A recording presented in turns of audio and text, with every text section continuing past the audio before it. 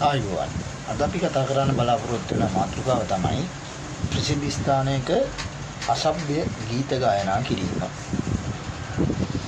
ප්‍රසිද්ධ ස්ථානයක අසභ්‍ය ගීත ගායනා කිරීම කියලා කියන්නේ මොකක්ද? මේ ගැන දණ්ඩ නීති සංග්‍රහයේ 287 වෙනි වගන්තියේ සඳහන් වෙනවා.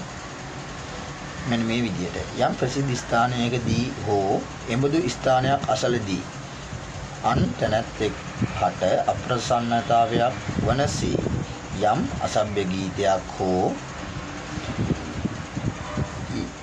යම් ගීතිකාවක් හෝ වචනයක් ගායන හෝ තාලයට කියන හෝ ප්‍රකාශ කරන තැනැත්තෙකු මාස 3ක දක්වා කාලයක දෙආකාරයෙන් එක් ආකාරයක බන්ධනාගාරගත කිරීමක් හෝ දඩයකින් හෝ එකී දඬුවම් දෙකින්ම දඬුවම් කළ යුතුය කියලා.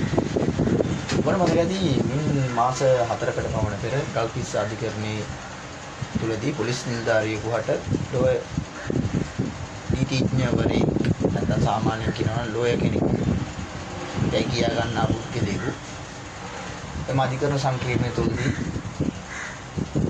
වෙනවදින අවස්ථාවක්. මේ සිද්ධාන්තයට අදාළ වෙන මෙන්න මේ ප්‍රසිද්ධ ස්ථානයක අසභ්‍ය ගීත ගායනා කිරීම යන චෝදනාව තමයි. ප්‍රසිද්ධ ස්ථානයක අපිට මේ විදිහට හැසිරෙන්න කිසිසේත්ම හැකියාවක් නොමැති බව අප සිහි තබා ගත යුතුයි.